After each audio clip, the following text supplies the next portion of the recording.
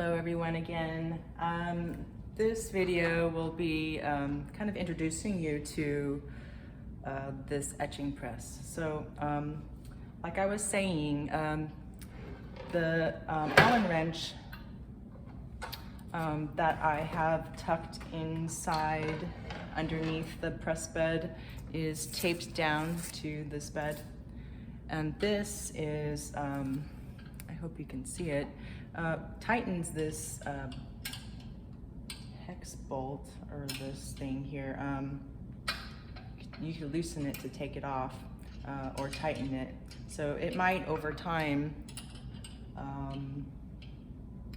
loosen. So maybe if you wanted just to play around with it, just when you get it home, to just make sure it's tightened. I hope you could see that enough. So actually, maybe I'll take it off and show you.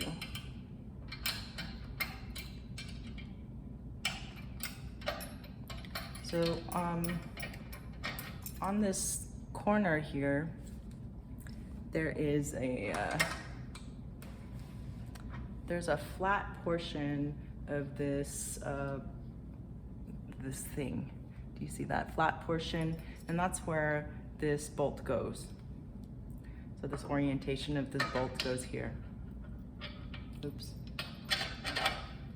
And so again, righty-tighty, lefty-loosey. It's a little bit awkward. Maybe you could tighten it by your finger first.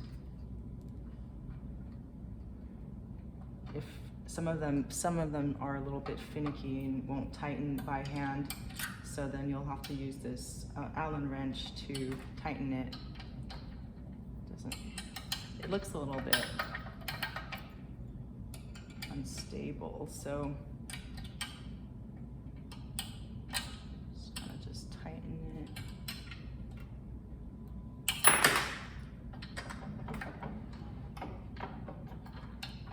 So right now it seems like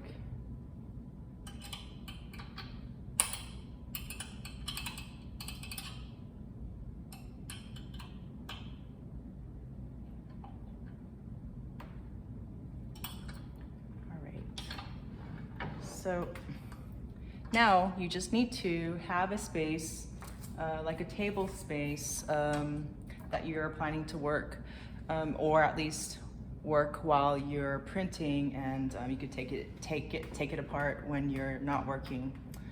So for this, you just need some kind of ability to crank without hitting the table. So this gives a little bit of leeway. So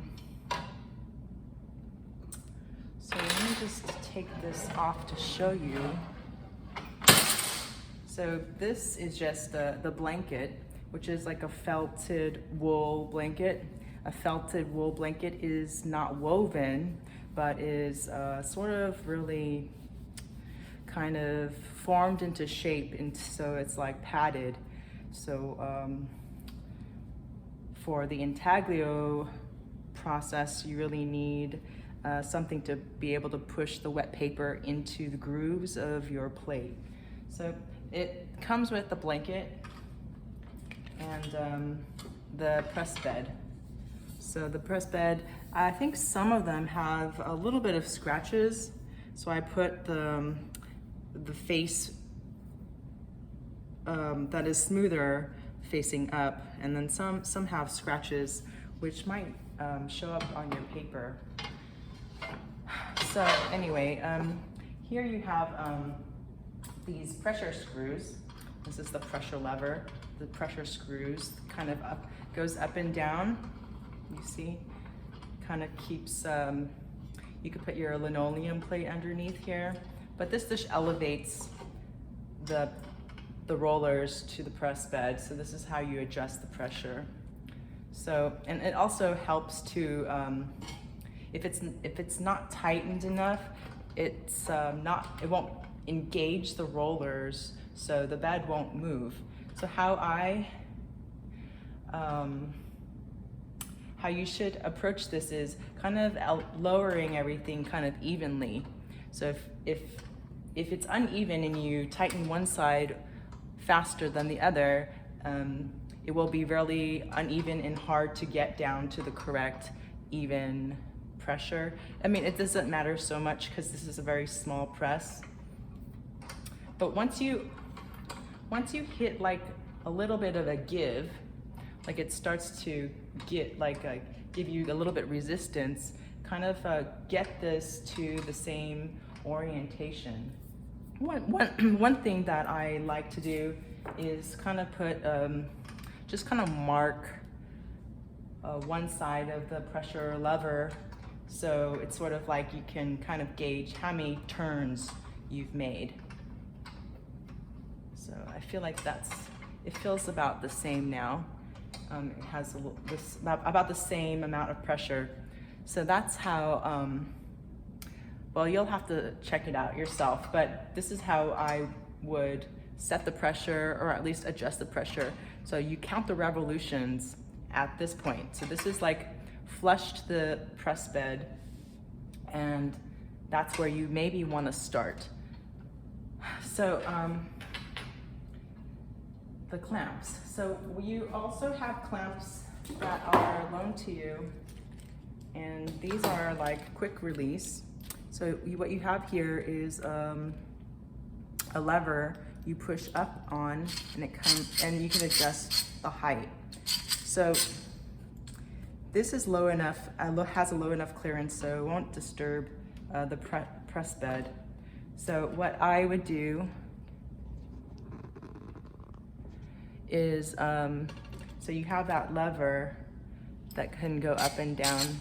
So this, you just want to secure to the bottom of your table, and then you can take this and twist it tight. So you do this for both sides.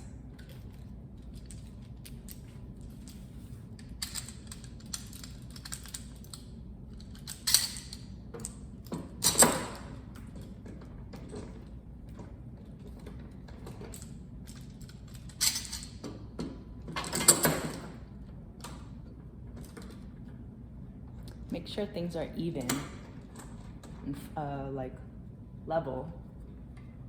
So there it is. So that kind of gives you a little bit stability for when we do intaglio printing, because you need a lot of pressure, and this sort of needs, if you don't have it attached to the tabletop, you're gonna have to use your hand to hold it down while you're rotating this lever to make this go through. So it might be a little bit dangerous, but you can still do it probably without having this clamped down, but it's just a little bit safer. So if you have children around, it is better to have this clamped down just in case. So a couple things that I want to share with you is some materials that you might need to get. So one thing is masking tape, something that isn't so strong, something that's kind of removable. So painter's tape, maybe it is a little bit too, not tacky enough. So you might need to get like, this 3M blue tape is better than the Home Depot brand tape, which has no tack at all. So get one of these. This also will help you, maybe 1 inch, the 1 inch one, but it doesn't really matter. This also will help you tape down this Mylar sheet as your inking slab, which I'm gonna show you right now. But you will also need like a spray bottle of water and a little bit of dish soap. Dawn dish soap is great. Something concentrated. So like a little bit of dish soap and water is how you're gonna clean with soap and water. I gave you some newspaper, so you can, I'll just tell you that later. But first of all, I want to show you how to kind of make a protector, like a Mylar registration protector. Actually, what I should have done is count how many times I did this revolution, but just got these presses in, so I haven't really had time to play with them. So this press bed is 10 by 16, and I just want to kind of keep it clean while we're printing. So we're gonna create like a protector sheet with the Mylar that I gave you, that you purchased. So this is the Mylar sheet.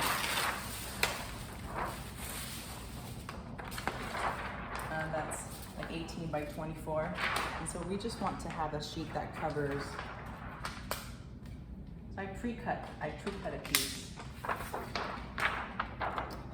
that would fit right here on top of my press.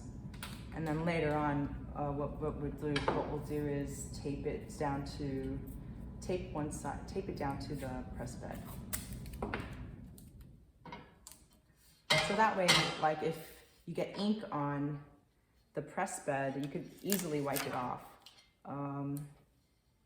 The press bed itself is metal and it has scratches, so if it has scratches, ink could get into it and then go back onto your paper while you're printing. So this way, it just kind of keeps everything clean. So what I would do is you take your Mylar sheet and measure, say maybe 10 by 16. And if you don't have a cutting board, it's okay. You could use cardboard, or like I've used also drawing pads. Everyone probably has a drawing pad. The back of it is pretty sturdy. You don't want to cut too deep, but you just want something to cut through. Another thing that you need is a ruler. Generally, most people have, I think, a large ruler. In the print shop, you have something called a tear bar. Sometimes it doesn't have any marks, but that's how you tear down paper. But you probably don't have that, but you might have access to a metal ruler. You just need something a little bit large, so you cut your paper down to size easily, and so you don't have to mark and cut twice. So what I was saying is I'm going to mark this to 10.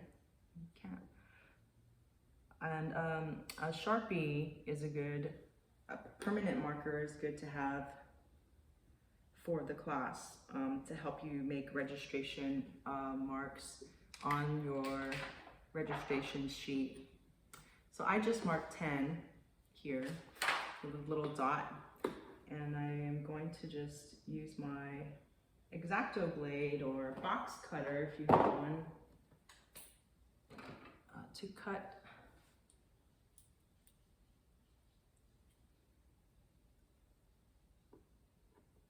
this down.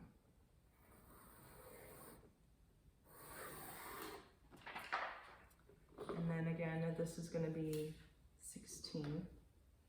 So I'm going to mark it kind of like a fine tip marker. Fine tip to Sharpie or Micron is good. And I think 16, I'm going to mark it at 16.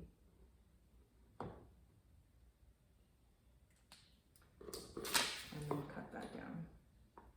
Another thing that you're gonna maybe need is a small container to the size of your, that's big enough to put your paper in water. So I happen to have a sort of a small tub. It's probably enough for a very small print, or if you have like a larger plastic storage container that can hold like a sheet of paper, which is I'd say like this size, which is probably 10 by 13. This is 10 by 13, which fits in here pretty good, and you'll get a good print that way. Size of your plates are this like 8 by 10, I think. So you just need either the paper to be able to, this is a little bit too small, but if you have a larger bin or plastic storage container for clothes or something you can use. If not, we have a different method to dampen the paper for printing intaglio. So we'll get to that later, but if you do have like something a little bit bigger than this, or something that you put like your sweaters in, something kind of large enough to submerge your paper in, that'd be great. And a towel to blot your wet paper is good to have. So I just created this for protection, right? So this is it will become like a registration jig later. So this kind of protects this here, and then you can put your blanket down. One other thing is paper towels you'll need. If you have palette knives, these small ones are good, and also these regular palette knives, or putty knives. Putty knives are good too. These would be good to kind of mix your colors. So forgot to mention. So this is for the registration jig. If you have a drawing pad, that's great to use to cut your paper and materials. And then I have this extra piece here. And this extra piece I will leave for to use as a inking slab. So I'm gonna have to have like a space that's for when I'm ready to print, because when you're carving and drawing, you don't need all this space. But when you're ready to print, I'll have a section that's going to be, I guess you can imagine.